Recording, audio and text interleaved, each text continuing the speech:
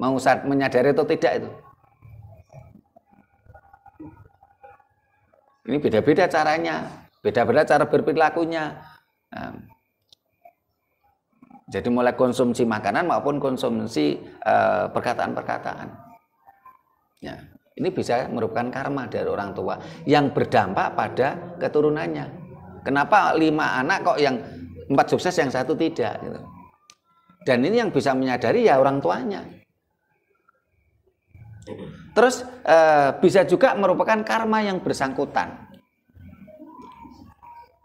Umpamanya yang 4 itu suruh sekolah, suruh kuliah mau, yang 1 enggak. Karena merasa udah capek dia enggak mau kuliah ya. Otomatis kan rezekinya beda.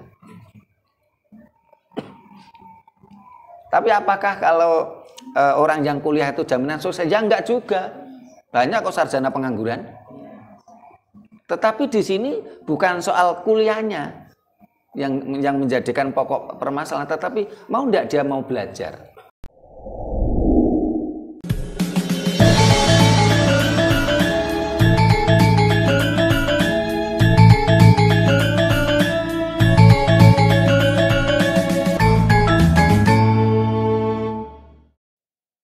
Rahayu.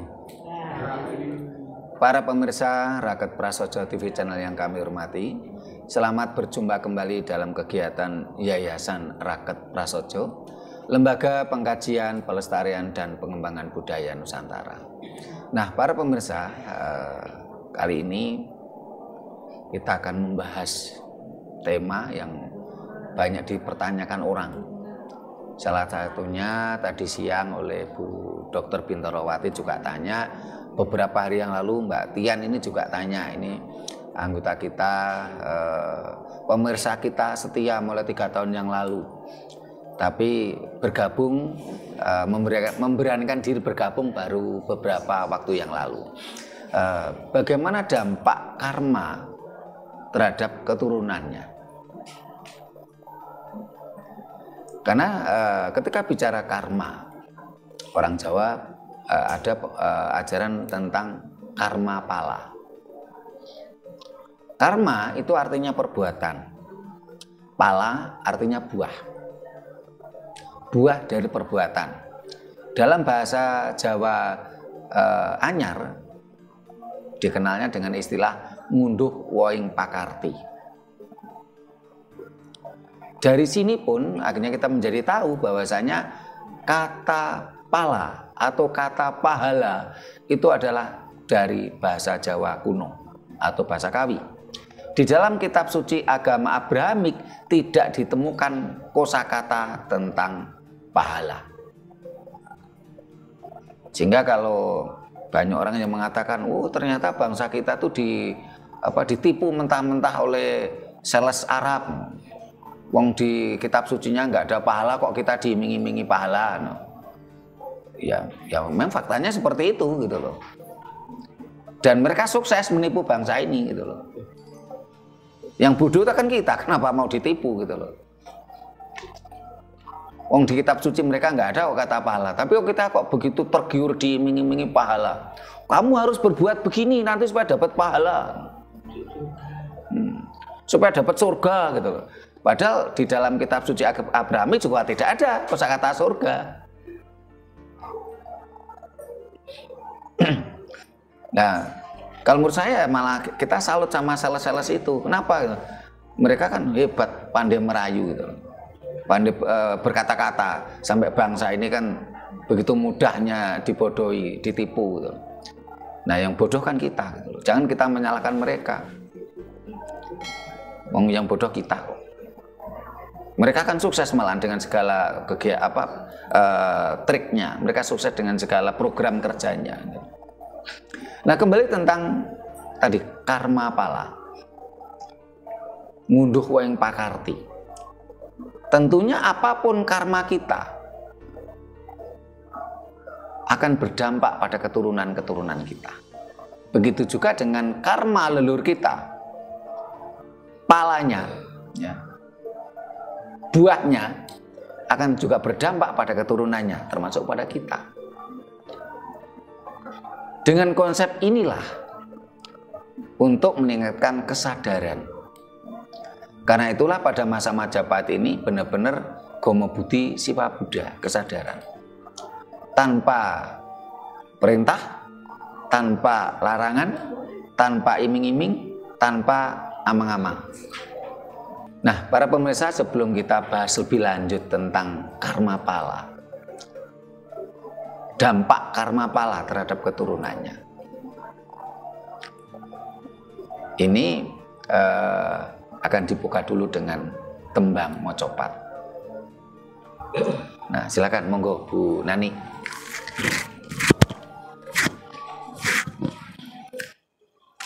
Rahayu. Rahayu. Rino panta raneng wengi tan kendhatku la meminta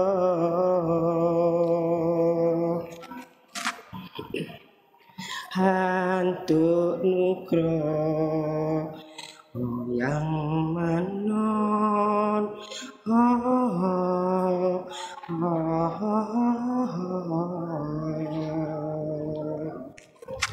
saindeng nuswan tara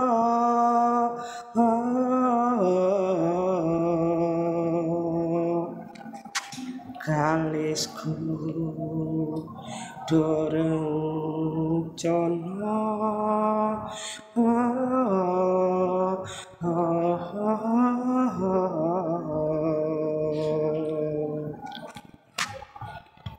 ayam tentrem adil makmur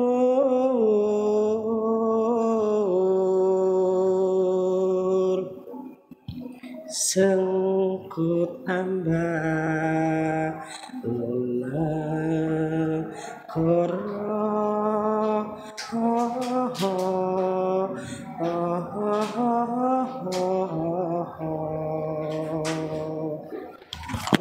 Rahayu. Nah, gantian Bu Rodi. Ya. Rahayu. Rahayu.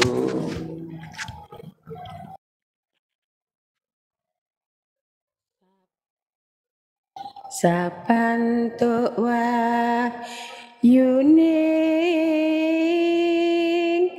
gesang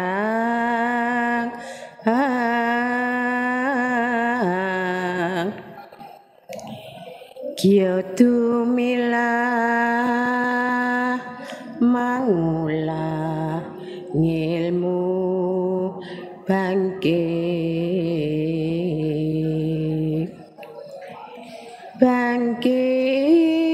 mikat rehma ngukut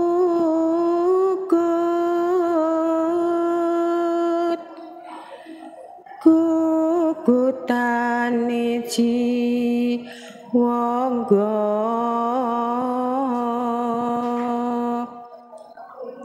yen mangkono kena sinebut wong sepuh lire sepuh sepi hawa awas roro ne tunggil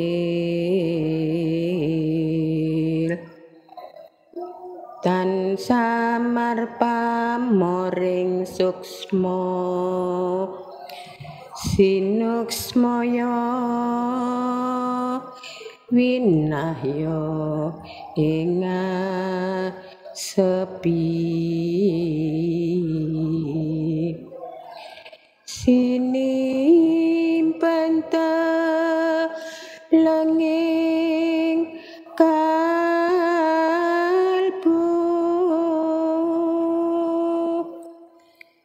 pambukaning warana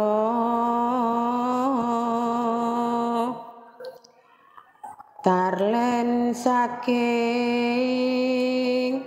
liyep layaping aluyuk pindha pesating sumpena sumusuping rasa jati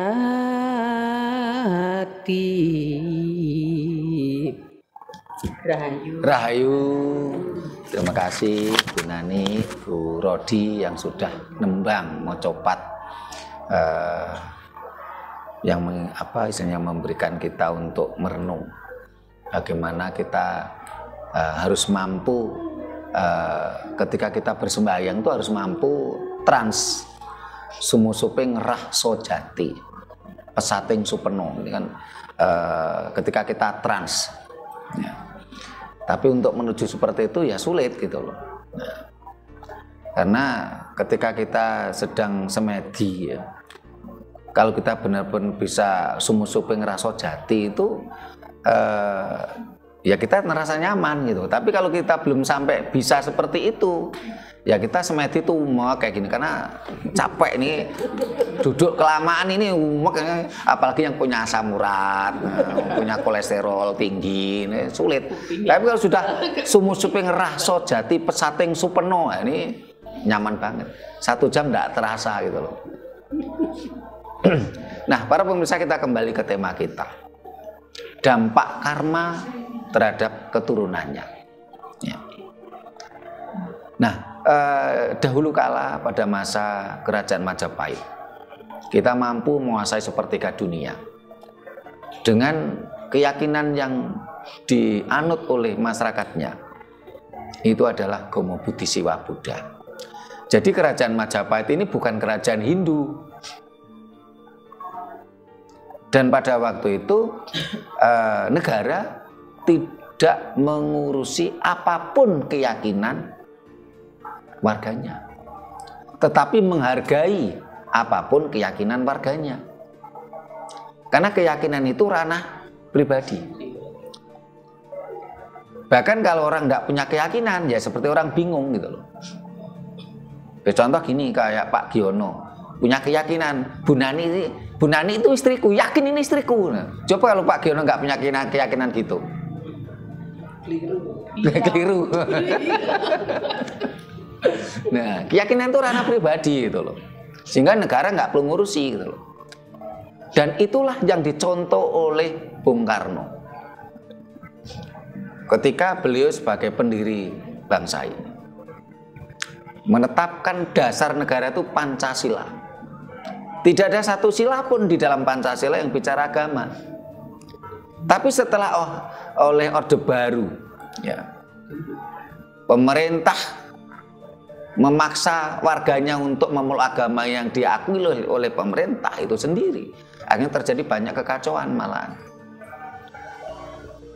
Karena diakui atau tidak, ya itu tadi, keyakinan itu ranah pribadi, ranah privasi.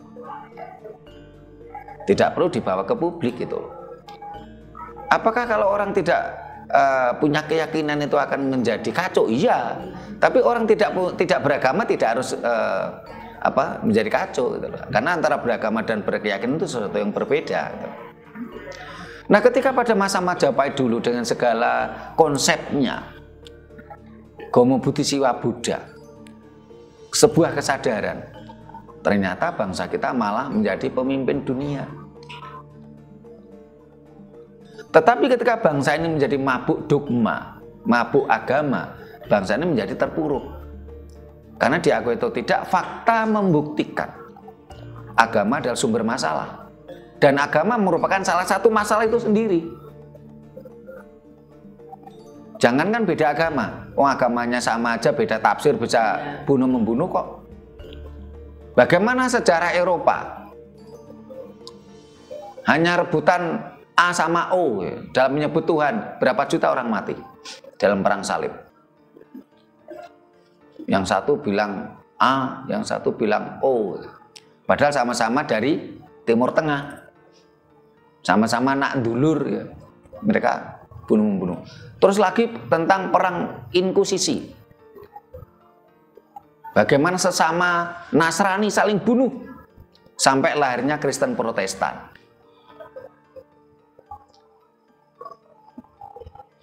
Kalau perang salib itu kan perang antara Islam sama Kristen, rebutan A sama O. Satu bilang A, yang satu bilang O. Jutaan orang mati. Dan sampai detik ini dalam berbagai penelitian mulai dari CNN, Detik Newsku, detik.com ya, iNews ya. Itu negara yang terkorup, negara yang terkotor, negara yang hipokrit ya. Negara yang ini malah negara-negara yang agamis. Tetapi ketika suatu bangsa tadi tidak lagi mabuk dogma ya, dengan kesadaran kalau apapun yang saya perbuat, apapun karma saya, karma itu perbuatan, apapun perbuatan saya nanti akan berdampak pada anak cucu saya, pada keturunan saya. Kesadaran ini muncul. Tentunya kita ketika mau berbuat korupsi tidak berani. Seharusnya keyakinan inilah yang harus dikembangkan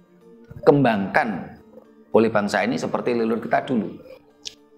Tetapi kalau yang dikembangkan itu adalah ajaran-ajaran dogmatis, ajaran-ajaran agama yang mengajarkan kepada bangsa ini sebuah nilai-nilai transaksional, akhirnya bangsa ini menjadi bangsa yang korup. Kamu dosa kayak apapun ya. Tapi kalau kamu melakukan ibadah ini nanti bersih dosamu, ini kan transaksional. Kamu melakukan ini nanti dapat reward sekian ribu. Ini kan seolah-olah menggiring mindset bangsa ini, kamu boleh korupsi sebanyak-banyaknya. Tapi kalau ingin dosamu bersih, nanti kamu lakukan ibadah ini. Dan itu nyata gitu loh. Jadi bangsa ini menjadi bangsa yang korup. Karena agama yang diyakini oleh bangsa kita adalah agama yang transaksional. Semua transaksi. Loh, kalau kita sesama manusia transaksi tidak apa-apa.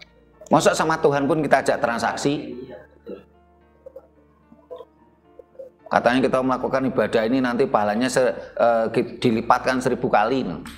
Nah, padahal setelah kita pelajari di dalam kitab suci agama Abrahamik tidak ada kata pahala, tidak ada kata dosa. Pahala itu bahasa Jawa kuno. Dosa itu bahasa Jawa kuno juga. Ya bagi orang-orang yang mohon maaf mabuk ajaran Dayo, baper kadang-kadang kan bingung ya. Dia mencak-mencak karena dia mau menyalahkan kita nggak bisa gitu. Karena memang loh, kita lembaga kajian kok, kita ngomong tuh sudah berdasarkan literasi kok. Kita udah pelajari kitab suci mereka kok. Kita nggak asal ngomong kok. Akhirnya kan mereka nggak bisa menyalahkan, akhirnya mencak-mencak gitu. Padahal yang kita inginkan jangan mencak-mencak. Sadarilah, tercerahkanlah. Lalu kita sudah meninggalkan panutan, tuntunan kehidupan yang luar biasa. Sebuah tingkat kesadaran. Tanpa perintah, tanpa larangan, tanpa iming-iming, tanpa amang-amang. Nah, kalau sudah ada tuntunan seperti ini, kok kita masih melakukan perbuatan, kita masih melakukan karma, hal-hal yang bersifat negatif, ya tentunya akan berdampak pada dirinya dan berdampak pada keturunannya.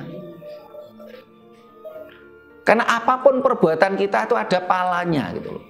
Karma itu perbuatan, pala itu buah. Entah kita berbuat negatif ya ada palanya, kita berbuat positif pun juga ada palanya. Sementara selama ini kan kata pala atau kata pahala kan hanya diidentikan untuk perbuatan baik saja. Padahal kita melakukan perbuatan negatif pun juga dapat pahala. Ngunduh waing pakarti. Nah ini supaya ada kondo takon. Nah supaya gayeng ada kondo takon ini bagi para pemirsa silahkan kondo takon di kolom komentar. Nah yang di Sanggar Budaya Rakyat Prasojo kondo takon secara langsung. Ini mic-nya di sebelah kanan, silakan. Nanti baru gandeng yang sebelah kiri. Monggo Pak Ki. Oh, Bu Nani dulu. Rahayu. Rahayu. Tadi temanya karma dampak karma pada keturunannya. Ya, kalau saya pernah mempelajari sejarah, contohnya saling membunuh, akhirnya dibunuh. Contohnya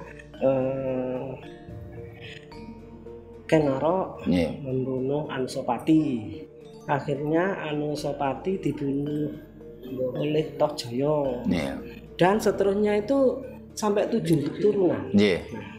Apakah itu termasuk karma atau memang itu kehendak alam, sesuatu agar bisa terukir sejarah? Apakah memang seperti itu? Nah, terus tadi saya mendengar bahwa untuk suatu pembodohan yang terjadi sekarang itu begitu mudahnya mereka itu percaya. Dan kadang-kadang saya miris, jelas ajarannya itu cuma iming-iming, akhirnya amang-amang yang membuat kita lupa akan kewajiban kita. Contoh, kita itu dilupakan, membuat kita lupa akan leluhur kita, bagaimana cara menghormati, dan cara menghormati leluhur kita itu kita sudah dianggap syirik. Nah, bagaimana cara menyadarkan itu agar tidak berlarut-larut, karena mereka itu rupanya sudah mabuk dogma. Dengan adanya iming-iming yang ada jadi amang-amang, kadang-kadang cuma bekali nanti kalau kalian mau ini nanti dilipat gandakan. Nah, itu kan masih nanti.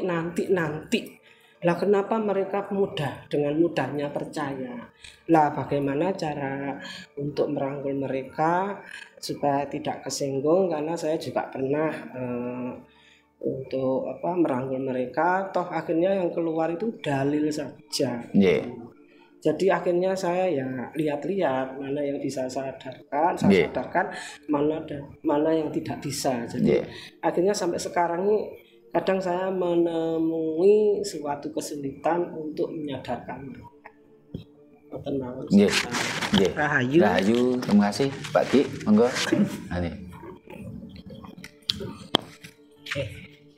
Rahayu. Ini temanya kan karma ya. Dampak karma pada keturunannya. Karma pada keturunan. Apa betul seperti saudara, seandainya punya saudara 5, itu yang 4 berhasil, taruhlah jenjangnya berhasil, semuanya apa yang diinginkan keberhasilan, tapi ada salah satu saudara yang ya termasuk ekonomi apapun itu di bawahnya beliaunya. Itu apa peninggalan karma atau dari dari dirinya sendiri? Padahal dia ya juga giat kerja, tapi kerjanya kan beda, status juga beda, itu pendidikan beda, itu apa termasuk karma? Makasih. Terima kasih Pak Giono. Bu Rodi ditanyakan.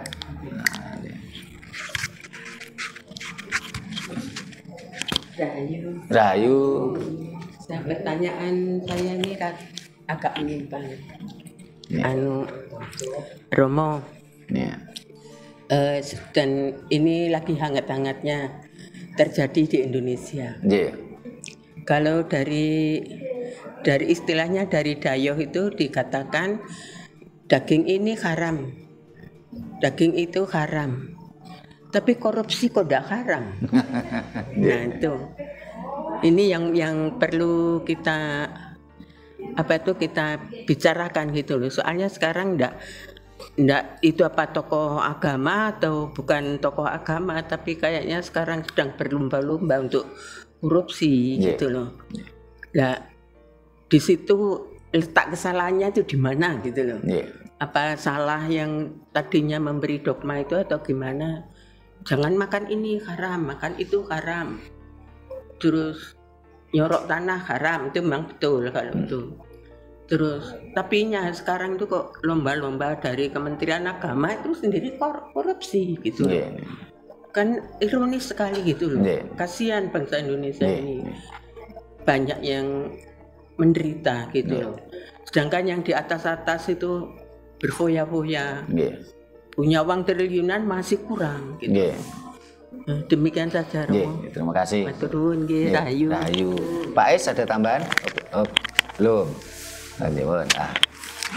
Nanti bergeser ke sebelah kiri nanti. Nah, ini dari Bu Nani. Apakah misalnya bunuh-membunuh ya, salah satu contoh itu tentang Ken Anggruk ya.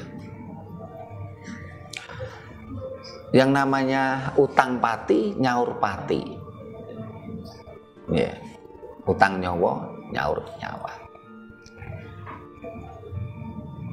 Kalau tentang ajaran Jawa utang pati nyaur pati memang iya, dan itu termasuk karma. Tetapi yang dimaksud karma itu bukan sekedar membunuh saja. Bu Nani menolong misalnya seseorang itu juga karma. Bu Nani taruhlah misalnya memberi orang yang sedang kelaparan itu juga karma. Ini karma baik kan? Ya, jadi yang namanya karma itu artinya perbuatan. Karma itu. Pala itu artinya buah. Apapun perbuatan kita nanti akan kita petik buahnya. Sehingga dalam bahasa Jawa yang anyar disebut apa? Ngunduh woing pakarti. Walaupun di sisi lain ketika bicara Ken Anggruk ya, ini cerita yang saling bunuh itu pun sekarang masih dalam taraf penelitian. Karena sejarah itu kan ada beberapa versi ya. Apalagi sejarah itu kadangkala ditulis sekian ratus tahun berikutnya. Contoh aja kata Ken Anggruk ya, itu menjadi Ken Arok, ada pergeseran. Awalnya kan Ken Anggruk. Anggruk itu orang yang duduk dengan segala kebesarannya, anggruk. Akhirnya terjadi etimologi bahasa menjadi cangkruk-cangkruan. Tapi kalau Ken Arok artinya beda lagi. Ken Dedes bergeser menjadi Ken Dedes. Ya. Jadi sejarah itu kalau penulisannya itu sudah sekian lama, tentunya kadangkala ada pergeseran, tentunya dibutuhkan para ilmuwan untuk melakukan penelitian. Apalagi, mohon maaf ya, orang Jawa mengatakan apa? Sak dawa-dawane lurung isik dawa gurung. Sepanjang-panjangnya jalan masih panjang tenggorokan manusia. Kalau kita punya konsep ini ya, tentunya kita akan menyaksikan ya, meragukan kitab suci dari segala agama. Karena ada kitab suci agama itu dibukukan 300 tahun setelah sang inspiratornya meninggal. Ada begitu juga dengan kitab suci agama A. Itu dibukukan sekian ratus tahun setelah para orang-orang terdekat sang inspirator meninggal. Nah, sekian ratus tahun itu kan tentu udah banyak berubah gitu loh.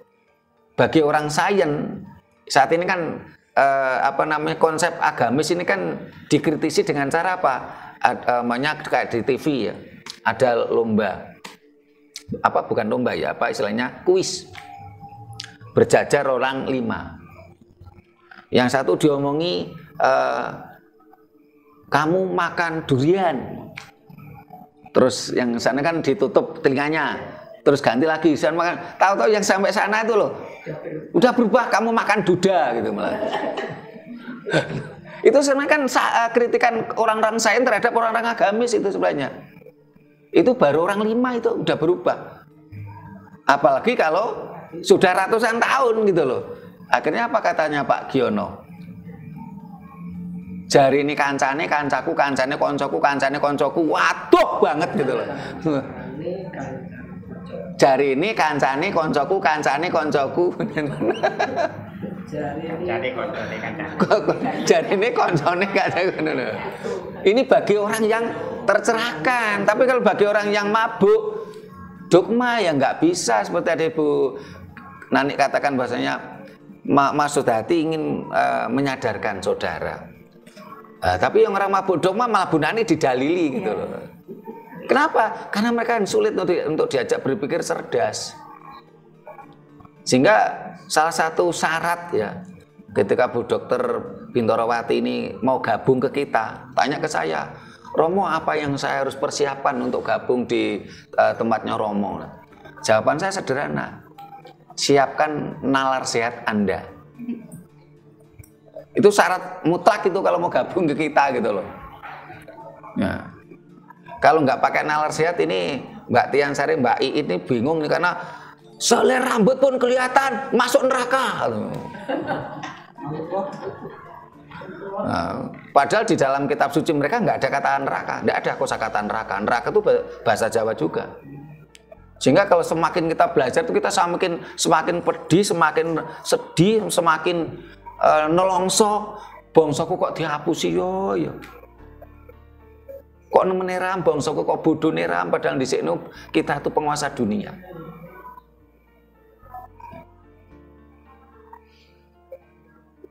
Sehingga kadang-kadang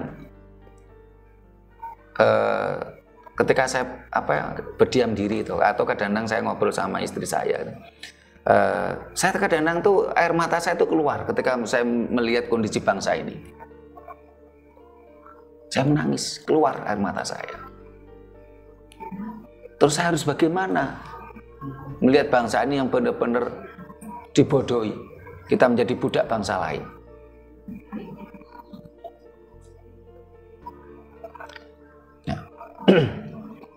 Lah kalau mereka mengatakan selai rambut pun kelihatan nanti akan disambar nar, malah saya nggak berani protes gitu loh. Karena kosakata nar memang ada di kitab suci mereka. Tapi kalau neraka udah ada kok. Kosakata itu enggak ada di kitab suci mereka kok. Itu yang saya protes gitu loh. Jangan tipu bangsa ini gitu loh. Jangan takut-takuti bangsa ini gitu loh. Itu yang saya maksud gitu loh. Kalau mereka mengatakan kamu harus begini nanti akan masuk Taman Eden gitu loh. Loh, silahkan, saya nggak akan mengkritisi karena memang di kitab suci mereka ada. Taman Eden, Garden itu ada. Tapi kalau mereka mengatakan kamu kan ini nanti masuk surga, itu penipuan. Ya. Setor putih ke sana tapi dapat surga kan aneh gitu loh. Kita harus setor putih ke sana. Oh, ini Pak Gu berapa kali setor putih ke sana itu? 3 kali atau 2 kali Pak G? Oh 2 kali. Bu Rodi setor putih ke sana berapa kali? 1 kali. Dijanjikan surga, lah itu penipuan. Oh, di kitab suci mereka nggak ada kok kata surga. Jadi apapun itu karma, apapun perbuatan kita itulah perbuatan kita, karma kita. Jadi karma itu artinya perbuatan. Apapun karma kita akan mendapatkan pahala. Jadi pahala itu artinya buah. Ya kita mencuri ya dapat pahala. Kita nolong orang ya dapat pahala gitu loh. Ini kan kita mencoba mendisiplinkan, kita mencoba mencerdaskan bangsa ini gitu. Jangan terdogma gitu loh. Ya. Nah, kalau umpamanya tadi saudaranya Bu Nani, ya, kalau yang seperti itu ya jangan diajak ngomong dulu. Percuma gitu loh. Ya, kita ajak mereka itu kalau sekiranya mereka sudah mau berpikir cerdas. Ya. Kalau sudah mereka mau berpikir cerdas, ayo kita ajak diskusi. Walaupun kadangkala mereka secara istilahnya di mulut itu kadang-kadang lip service mengatakan, oh saya ini sudah open mind katanya. Ini kan pengalaman saya pribadi, saya pernah diundang oleh orang-orang yang masih mabuk ajaran Dayoh. Saya diundang, waktu itu yang ngajak kan moderator saya waktu saya siaran di Tama TV. Saya diundang, ini mereka ingin belajar tentang moksa. Mereka mengatakan, Pak Sutirmo, tenang aja, kami ini sudah open mind. Tenang aja, wong kami berteman sama orang ateis saja kita bisa, apalagi dengan Pak Sutirmo. Nah, setelah saya mencoba bercerita sedikit menjelaskan menjelaskan tentang moksa, tentang pasca kematian, mereka kelojotan gitu loh, marah-marah gitu. Ini aneh. Walaupun mereka sudah mengatakan, saya ini udah open mind gitu. Karena memang sebuah kesadaran itu memang mahal harganya. Tetapi kita juga jangan bosan-bosan kita ini untuk menyadarkan saudara kita. Salah satunya dengan cara kita membuat channel YouTube ini. Ya. Kalau saya udah mulai deket akrab tuh biasanya tak guyoni. Sama siap nggak tadi demeti kuburan?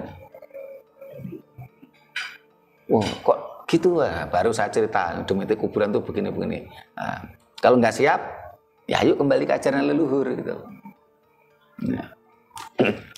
Jadi apapun perbuatan kita, itulah karma kita dan nanti akan dapat pahala. Mencuri ya dapat pahala, ya. Nolong orang ya juga dapat pahala. Ya. Kalau yang ditanyakan oleh Pak Giono tadi, jadi ada 5 saudara, yang 4 sukses, yang 1 tidak. Apakah itu termasuk karma? Ya. Apakah itu karma pala? Ya. Karena setiap perbuatan akan mendatangkan buahnya. Tapi kenapa yang 4 sukses kalau yang 1 tidak? Ini bisa jadi karma orang tua, tetapi juga bisa jadi karma yang bersangkutan. Dalam artian begini, ya. Ketika sang orang tua tadi berawal dari hubungan badan, hubungan seksual suami istri, yang perlu diperhatikan adalah apakah dia sudah mengkonsumsi hal-hal yang buah yang baik. Selama melakukan itu sampai anak tadi lahir, ya, tadi dia mengkonsumsi hal yang baik. Hal baik ini kan tentunya ya mulai makanan, perkataan, ya, karena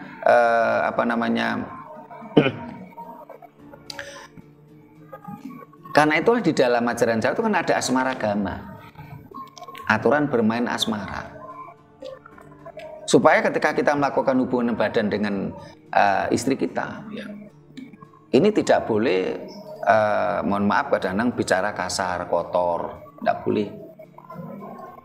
Terus kita tidak boleh melakukan hal-hal yang sifatnya itu tidak selayaknya manusia. Ya. Walaupun mohon maaf bagi yang saya pernah membaca kitab sucinya ajaran Dayoh, ya, ini sangat porno banget gitu loh. Tapi dalam ajaran Jawa tidak bisa, tidak boleh seperti itu. Ya. Saya mau ngomong kadang-kadang ini kan nanti kadang-kadang yang nonton itu juga ada anak kecil sehingga pokoknya melakukan misalnya ketika melakukan hubungan badan suami istri itu melakukan sesuatu yang tidak layak selayaknya manusia. Dia meniru seperti binatang gitu. Ya gayanya, ya ucapannya gitu loh. Nah ini tidak boleh. Sehingga itulah kalau yang saya sampaikan, ketika kita melakukan hubungan suami istri yang nantinya akan ada keturunan tidak pakai kontrasepsi, ini gunakanlah asmaragama. Tetapi kalau kita melakukan hubungan badan dengan suami istri itu hanya untuk mencari kepuasan dan kita pakai kontrasepsi, gunakanlah Kama Sutra. Jadi karma ini mulai dari bapaknya bapak ibunya, ya, ketika melakukan hubungan badan pertama, karmanya. Ini termasuk karma orang tua. Karena anak 5 tadi tentunya ketika melakukan hubungan badan kan beda-beda ini. Mau menyadari atau tidak itu. Ini beda-beda caranya, beda-beda cara berperilakunya. Nah, jadi mulai konsumsi makanan maupun konsumsi perkataan-perkataan.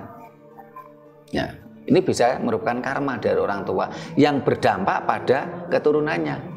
Kenapa 5 anak kok yang 4 sukses yang 1 tidak? Gitu. Dan ini yang bisa menyadari ya orang tuanya. Terus bisa juga merupakan karma yang bersangkutan. Umpamanya yang 4 itu suruh sekolah, suruh kuliah mau, yang 1 enggak. Karena merasa udah capek dia nggak mau kuliah ya. Otomatis kan rezekinya beda. Tapi apakah kalau orang yang kuliah itu jaminan sukses? Ya enggak juga. Banyak kok sarjana pengangguran. Tetapi di sini bukan soal kuliahnya yang menjadikan pokok permasalahan, tetapi mau enggak dia mau belajar. Kadang-kadang orang yang bersangkutan itu kan sudah nggak mau belajar gitu loh. Padahal yang namanya belajar kan tidak harus di bangku kuliah. Dia harus belajar pada kehidupannya sendiri. Terus dia jangan malas. Dia bisa nggak memanfaatkan masa-masa kejayaannya yang seperti kita bahas di video kita yang kemarin ya. Ya, karena kadang-kala itu kan biasanya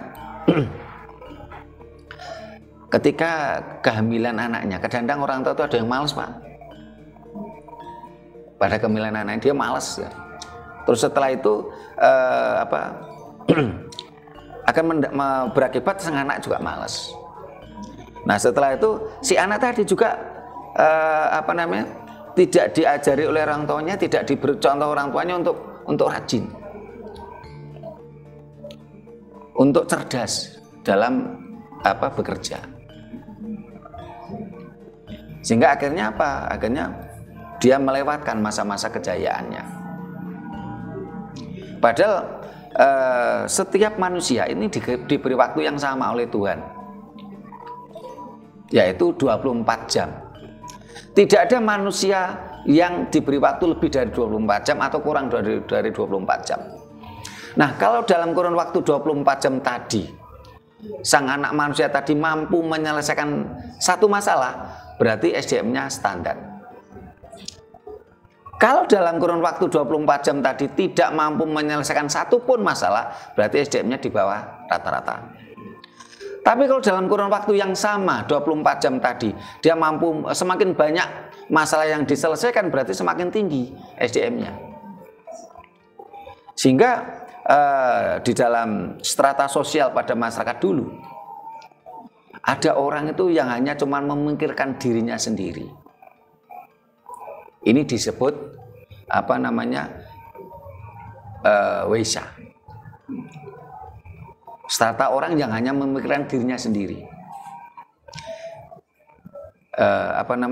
Sudra, mohon maaf, yang pertama itu sudra, hanya memikirkan dirinya sendiri.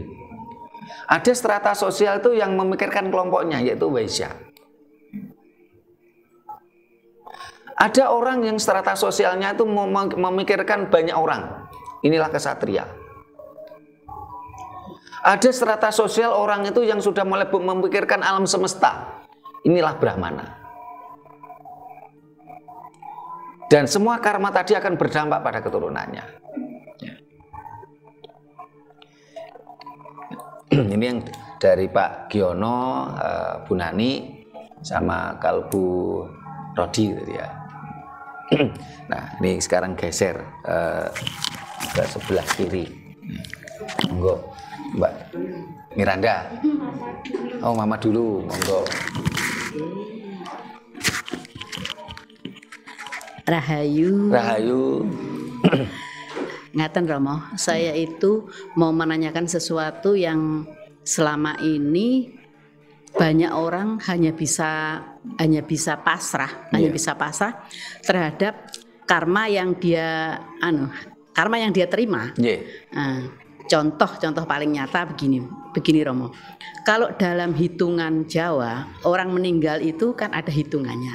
Geblaknya itu kapan gitu. Ada yang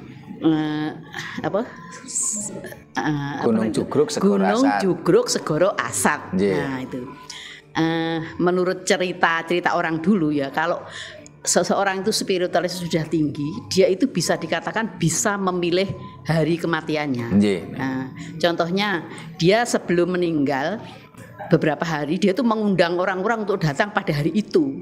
Karena kan dulu kan perjalanan itu jauh, jadi jauh-jauh hari dia sudah mengundang. Pas hari itu semuanya kumpul, ternyata beliaunya meninggal. Dan itu dia bisa memilih hari. Nah, permasalahannya kalau orang tua kita itu belum mampu untuk memilih hari, misalnya pas geblaknya Asat atau Jungkruk, menurut apa namanya itu orang Jawa kalau Asat atau Jungkruk kan kurang baik. Lah, sebagai keturunannya apa yang bisa kita lakukan? Karena kan ibaratnya beliaunya sudah tidak ada, meninggal, selesai urusannya, urusan dunia. Lah kita ini yang ditinggal ini kan masih kan ya kelabaan juga kalau harus Asat, apalagi sampai Jungkruk. Nah, saya mohon solusinya Romo, mungkin bukan hanya saya, mungkin banyak pendengar pemirsa juga yang mengalami hal seperti itu, tapi ya wis piye meneh gitu aja anunya. Ya solusinya Romo. Terima kasih. Romo. Terima kasih. Mbak Tian sama Mbak It.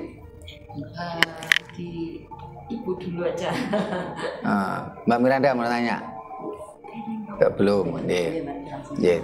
Mbak Tian mau nanya? Monggo silakan. Rahayu Romo. Rahayu. Saya mau menanyakan perihal mengenai karma. Jadi rumor yang banyak saya dengar di luar sana, ada entah itu spiritual atau motivator yang mengatakan bahwa ada karma itu yang bisa diputus. Nah, apakah benar dalam ajaran Jawa itu karma bisa diputus? Itu yang pertama. Kemudian yang kedua, mengenai karma pala adalah buah perbuatan. Itu saya pengen bertanya bahwa karena itu kan berbanding lurus bahwa akan diterima tidak hanya yang buruk, yang baik pun akan diterima. Nah, mengenai karma leluhur yang ada, yang dimana itu apabila diterima pada keturunannya, itu apakah random, apa bagaimana gitu. Kemudian kalau misalkan dia random, turun pada keturunannya yang keberapa, bagi penerima karma itu sendiri, apabila itu benar dia mengalami karma dari leluhur, otomatis kan dia tidak pernah mengalami perbuatan buruk itu. Apakah di situ juga ada istilahnya, artinya dia menanam karma baik karena dia menjalani karma buruk dari leluhurnya, begitu. Matur nuwun Romo. Matur nuwun, terima kasih Mbak Tian. Mas Hadi, saya tanyakan. Rahayu,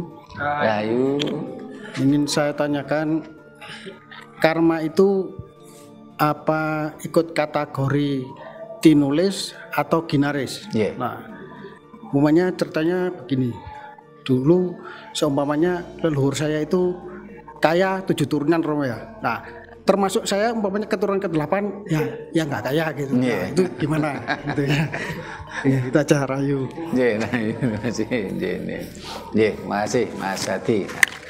Ini tadi ada pertanyaan Bu Rodi yang belum terjawab ya. Jadi selama ini kan kenapa kok yang diharamkan ini ya.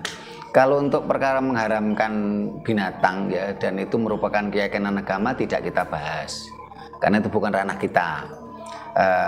Tapi memang ya apa ya, misalnya kalau seandainya ya mereka mengharamkan tidak hanya pada binatang saja, binatang yang mereka anggap diharam ya, tapi kenapa kok mereka tidak juga mengharamkan korupsi gitu. Nah, itu yang ya memang salah satu tadi yang di depan sudah saya sampaikan bahasanya salah satu kelemahan dari ajaran-ajaran Dayo adalah transaksional, sehingga akhirnya masyarakat seolah-olah seperti di briefing, digiring mindsetnya, kamu korupsi banyak nggak apa-apa. Nah, supaya untuk membersihkan dosamu, kamu harus melakukan ini gitu, transaksional gitu loh. Karena kalau nanti melakukan ibadah ini, kamu dosamu bersih gitu loh. Itu salah satu kelemahan ajaran-ajaran Dayo, yaitu transaksional. Karena itulah dari berbagai penelitian ya dan survei dari 10 negara yang hipokrit, dari 10 negara yang terkorup, terkotor, negara yang paling tidak aman untuk wanita, ini 10-10-nya itu semua negara agamis. Ya. Ini penelitian yang bisa dipertanggungjawabkan secara intelektual gitu loh. Sehingga solusinya bagaimana? Solusinya kita kembali ke ajaran leluhur kita. Ajaran leluhur kita itu apa? Tidak ada nilai transaksional. Ngunduh poin pakarti karma pala. Sehingga kalau umpamanya orang mau korupsi ya. Di Indonesia ini kan begini, kalau mereka melakukan korupsi, ini sengaja kok mereka melakukan korupsi. Dia sadar dia melakukan korupsi. Sehingga kalau nanti ketahuan, dia akan mencari kambing hitam. Ini ciri khas bedanya Indonesia sama Jepang. Indonesia melakukan korupsi, ini sengaja, sadar. Kalau ketahuan, dia akan mencari kambing hitam. Tetapi kalau Jepang, kalau tidak sengaja melakukan korupsi, dia akan harakiri. Padahal nggak sengaja loh. Bunuh diri. Karena malu pada dirinya, malu pada keturunannya. Padahal kalau dipikir dia tidak sengaja loh. Inilah tradisi mereka. Tidak sengaja melakukan kesalahan, melakukan korupsi, harakiri mereka. Indonesia enggak. Dengan sengaja melakukan korupsi, kalau ketahuan mencari kambing hitam. Berarti apa? Seharusnya kita meniru siapa? Meniru Jepang. Kembali ke tradisi leluhurnya masing-masing. Tidak perlu kita ngikuti tradisi leluhur orang Eropa ataupun orang Arab gitu loh. Kita bukan orang Eropa kok. Kita bukan orang Arab kok. Ya kita niru Jepang. Tetapi bukan berarti kita memuja-muja leluhurnya Jepang. Tetapi yang kita tiru adalah bagaimana Jepang mewarisi dan mereka begitu kuat memegang tradisi leluhurnya. Begitu juga mohon maaf, kita juga bisa niru Arab secara esensi. Arab itu sekarang jaya, kenapa? Mereka mengagung-agungkan, memuja, memuliakan leluhurnya. Nah, kita seharusnya meniru esensinya Arab, Jepang, Inggris, leluhurnya sendiri gitu loh. Nah kalau kita ini memuja-muja leluhur bangsa lain kan akhirnya kan itu tadi bahkan leluhur kita tuh kita sesat-sesatkan gitu. Leluhur kita sesatkan, kita musuhi. Nah, padahal ingat, kembali ke karma pala. Kalau kita menyesat-nyesatkan leluhur kita, kita pun akan disesat-sesatkan oleh keturunan kita. Yeah. Kenapa? Kita nanti pun juga akan jadi leluhur untuk anak cucu kita. Saat ini kan kita menyesat-nyesatkan leluhur kita yang memegang teguh ajaran leluhur. Karena kita mabuk Arab. Nanti tinggal tunggu waktu. Orang-orang kita saat ini yang mengagung-agungkan leluhur Arab nanti akan dianggap sesat oleh keturunan kita nanti. Tidak tahu, kita tunggu aja. Buang waktu, ini karma pala. Tinggal kita sadar atau tidak. Selama ini kita yang mabuk Arab, menyesat-nyesatkan leluhur kita, ya. Leluhur kita sesatkan, kita kafirkan, kita primitifkan, ya. Ya, karena kita memuja-muja leluhur orang Arab. Nah, nanti tinggal tunggu waktu. Anak keturunan kita, tidak tahu anak cucu kita yang keberapa nanti, kembali menyesatkan kita.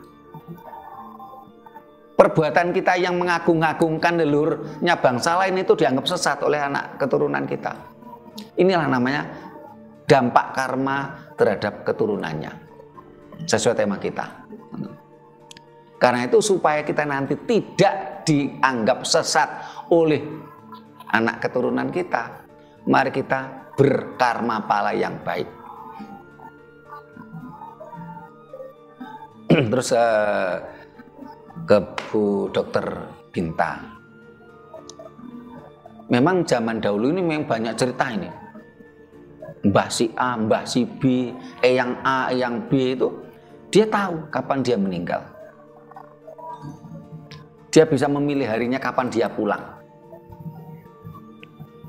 Sehingga mereka mengatakan ada anak cucunya, ada yang kalau di dalam ajaran Jawa itu kan ada sebuah ilmu pengetahuan yang bagaimana kita mempelajari 1000 hari kita mau meninggal itu sudah ada tanda-tandanya. Sehingga banyak orang-orang tua kita dulu ini biasanya sebelum pas 1000 harinya dia udah beli sapi gitu ya. Dirawat sapi tadi. Nanti ngomong pesan ke anak cucunya, nanti kalau pada hari ini tanggal hari ini ya, nanti sapi itu disembelih. Terus juga berpesan hari ini nanti semuanya kumpul. Ya. Tetapi karena selama ini kita terlalu mabuk ajaran Dayo, ilmu-ilmu ini sudah hilang saat ini. Kita sudah banyak kehilangan ilmu kok saat ini.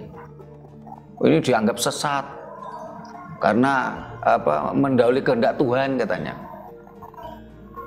Padahal kalau kita mau berpikir jernih, Tuhan pun imajinasi manusia.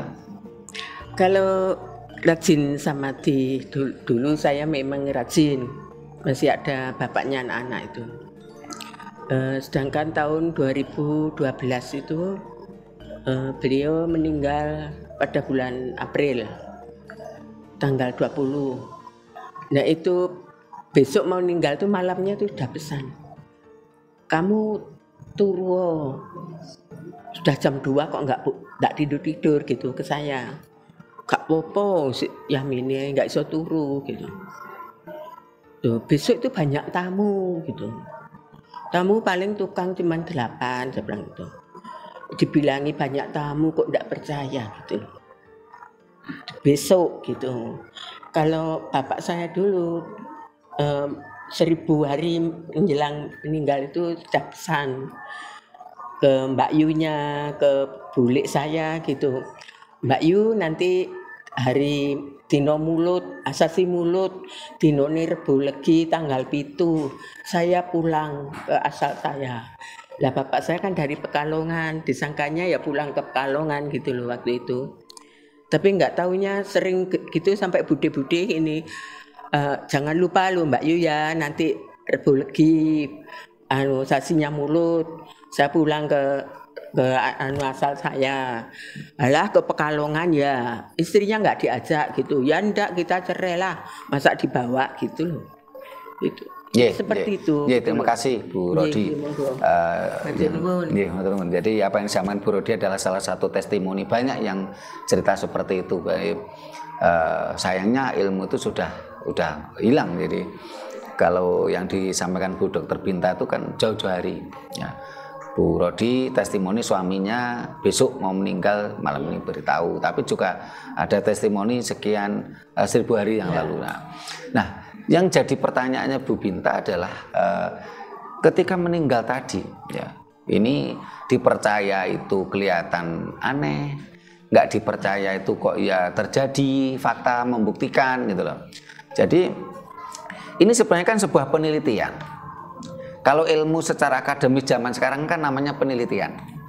Orang jadul namanya ilmu titen. Dengan kunci tertentu. Kalau Jawa ilmu titennya orang meninggal kan gunung jugruk segoro asat. Ya.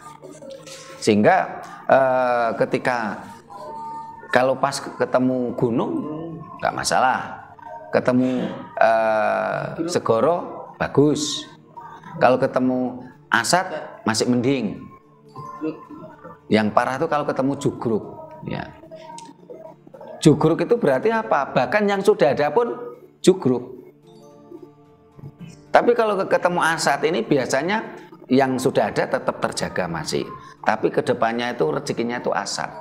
Nah, bagaimana solusinya? Nah, solusinya kalau selama ini kita mencoba membantu banyak orang yaitu dengan cara apa? Ritual penyempurnaan sukma.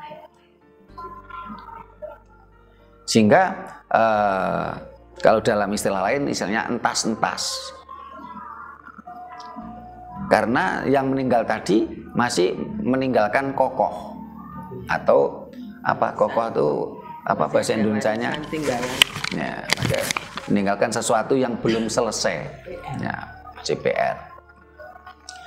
Ini solusinya itu nanti Bu Binta. Jadi ini rencananya Bu Binta tanggal 28 April mau melaksanakan ritual penyempurnaan sukma untuk suaminya.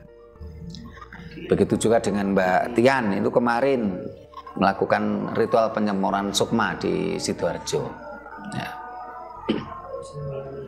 Nah, terus tadi pertanyaannya Mbak Tian Sari, ya. Karma ini akan berdampak.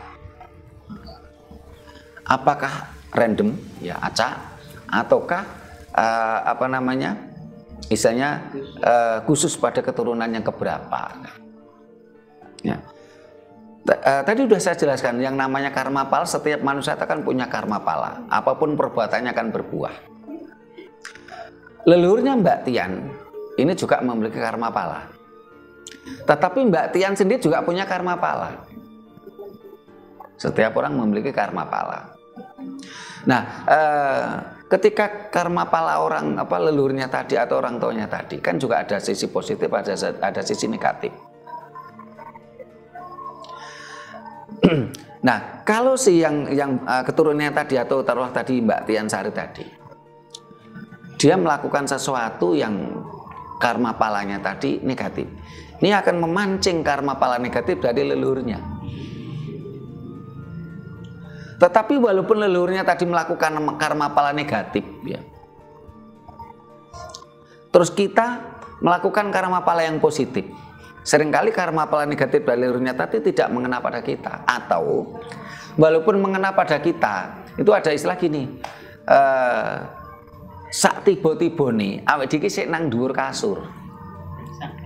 Jadi walaupun jatuh, sejatuh-jatuhnya kita masih di atas kasur. Karma pala dari leluhur, ya kita jatuh. Tapi karena karma pala kita tuh positif, kita jatuh, iya tetap jatuh. Tapi jatuhnya di kasur gitu loh, tidak jatuh di aspal.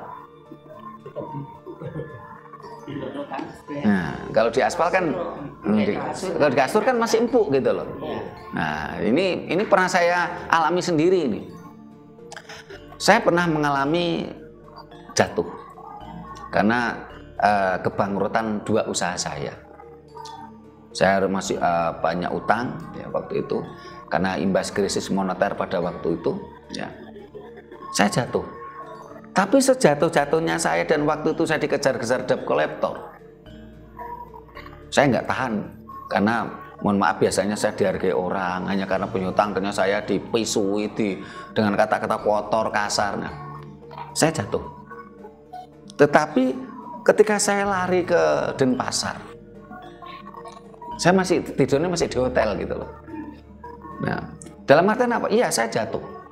Barangkali ini entah karma pala diri saya sendiri maupun karma pala dari leluhur saya. Saya jatuh, iya jatuh. Tapi jatuh saya masih di kasur gitu loh. Saya masih masih nikmat gitu loh. Saya masih bisa tidur di hotel di Denpasar lagi sambil rekreasi, sambil wisata gitu loh.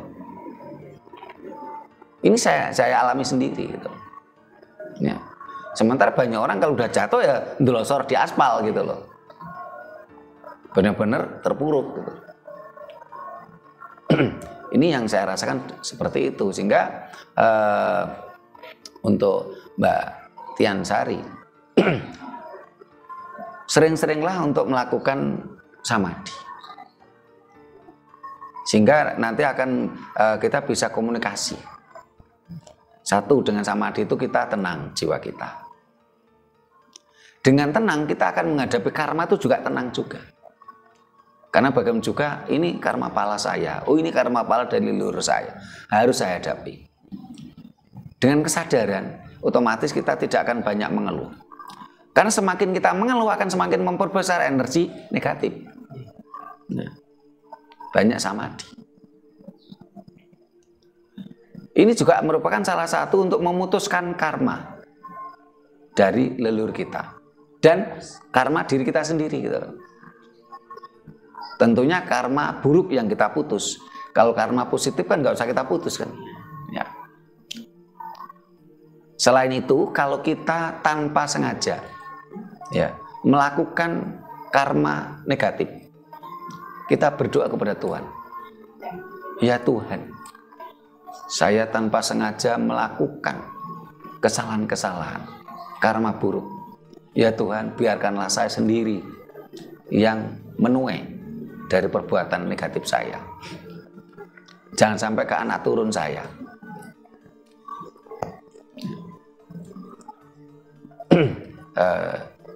Tetapi kalau apa yang kita kalau kita melakukan ini kita bicara manusia normal ya, standar ya. Jadi manusia normal tentunya kalau kita melakukan kebaikan kan disengaja. Tapi kalau kita melakukan hal negatif tentu tidak sengaja. Ini manusia normal ya. Tapi ada juga orang yang mohon maaf dia sengaja melakukan kesalahan gitu loh. Dia sengaja mencuri, dia sengaja korupsi. Ini kalau menurut saya kan tidak normal kalau menurut saya. Karena secara norma alami manusia itu akan selalu memilih hal-hal yang baik. Contoh, namanya di depan kita ada banyak buah. Secara naluri alami kita tentu akan memilih buah yang harum, buah yang wangi, buah yang enak ya. Nah, ini normal. Tapi kalau orang yang menurut saya itu sakit tanda petik ya, dia akan memilih buah yang busuk.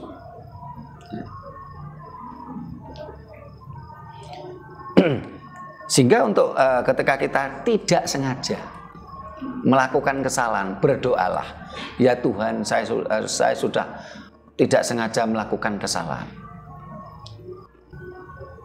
Timpahkanlah karma pala pada diri saya, jangan pada anak cucu saya. Tapi kalau suatu saat dengan sengaja saya melakukan kebaikan-kebaikan, biarkanlah anak cucu saya yang menuainya. Sehingga untuk menutup karma buruk dari leluhur, satu, kita banyak-banyak semedi untuk meningkatkan kesadaran. Yang kedua, dengan semedi kita nanti bisa komunikasi dengan sukma sejati leluhur kita, sehingga kita akan mendapatkan hal-hal baik dan kita bisa mendapatkan petunjuk hal-hal yang tidak baik yang pernah dilakukan leluhur kita. Yang kedua, untuk memutuskan karma buruk atau karma negatif, kita harus banyak-banyak menanam karma pala yang positif. Sehingga tadi siang saya gambarkan ke Bu Binta gini, kalau seandainya karma pala yang negatif itu saya gambarkan itu pohon jagung ya tadi siang tadi. Kalau kita yang menanam jagung, kita berdoa, ya Tuhan, biarlah saya saja yang menuai jagung tadi. Jagung, kita tanam satu biji jagung, tumbuh satu batang jagung, akhirnya berbuah 2 tongkol jagung. Ini kita semua yang menuai, kita makan. Jangan sampai jagung 2 tongkol tadi kalau tidak kita panen akan jatuh, akan tumbuh banyak jagung. Nah, di sisi lain supaya jagung ini nanti tidak semakin banyak tumbuhnya, kita nanam padi. Kalau semakin banyak tanam padi kan lama-lama jagungnya kan mati. Karena ini pengalaman sudah-sudah itu kan kalau jagung itu tumbuh gitu ya, selain itu kan kalau kita tanam padi atau tanaman lain lah, kita perbanyak supaya jagung tadi lama-lama mati. Jadi karma pala yang negatif dari leluhur kita itu harus kita tutupi terus dengan karma pala yang positif. Ini untuk menutup karma pala negatif dari leluhur kita. Nah, apakah karma pala itu merupakan ginaris atau tinulis? Pertanyaannya Mas Hadi. Jadi kalau yang sudah ginaris ini tidak bisa diutik-utik. Tapi kalau yang masih tinulis ini masih bisa. Jadi kalau kita bicara tentang karma pala memang ada ginaris, ada tinulis. Yang wis digariske. Ya. Tapi tentunya sebelum ginaris kan mesti tinulis dulu. Kita untuk berupaya. Kalau masih tulis itu masih bisa diupayakan. Entah kalau kita gambaran tulis tuh barangkali sebagai contoh awalnya tuh kan mau nulis angka 4 gitu ya. Karena masih tulis tuh, angka 4 bisa jadi A besar. Tapi apapun karma pala kita tidak bisa dihapus. Karena tidak ada penghapus alam itu tidak ada gitu loh. Apapun karma pala kita tetap tidak bisa dihapus. Tapi kalau masih tinulis masih bisa kita upayakan. Disiasati gitu loh.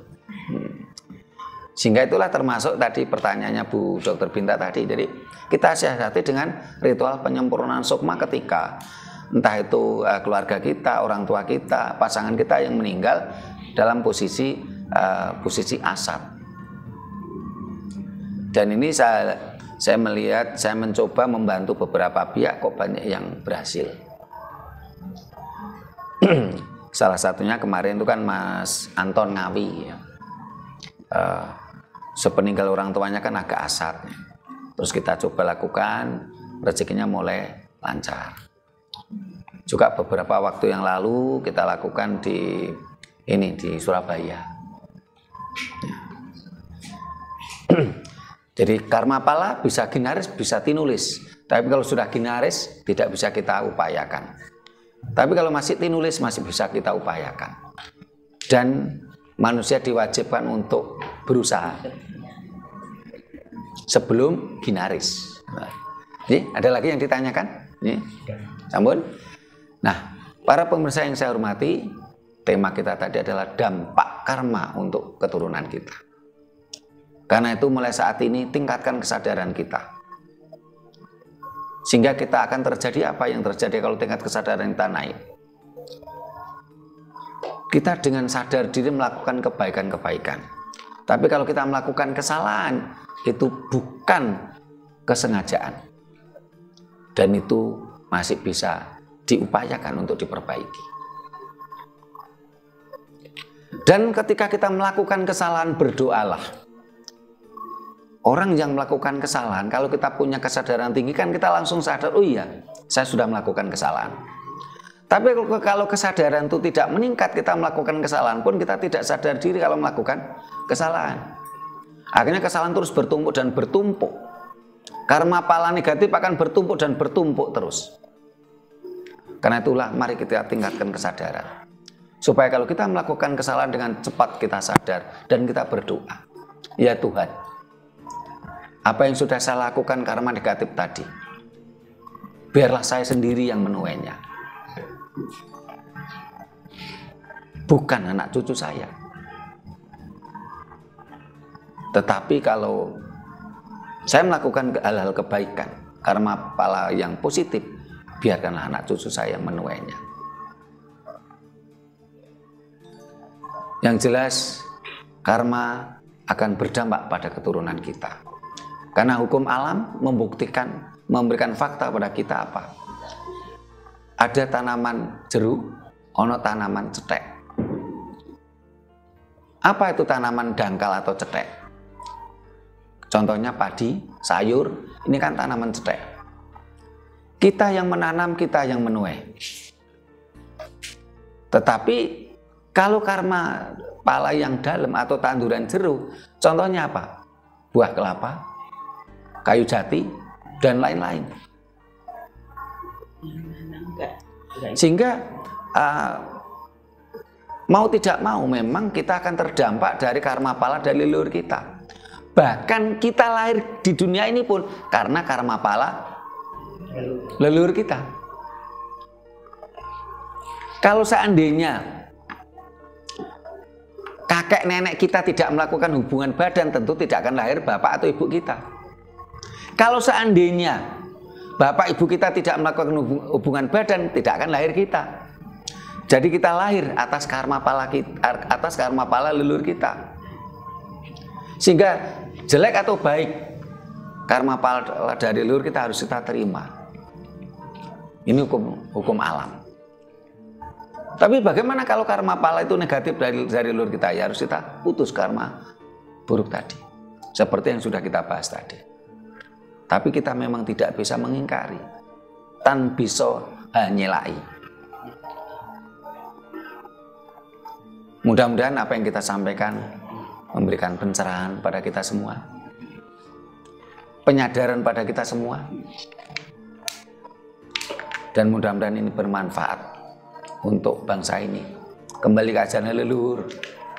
Jangan kita mabuk dengan ajaran dogmatis yang transaksional, yang akan semakin memperburuk bangsa ini. Bila mana ada kata-kata kami yang kurang berkenan, tata krama kami yang kurang memadai, kami mohon maaf. Terima kasih. Sampai jumpa di kegiatan kita lainnya. Rahayu. Rahayu.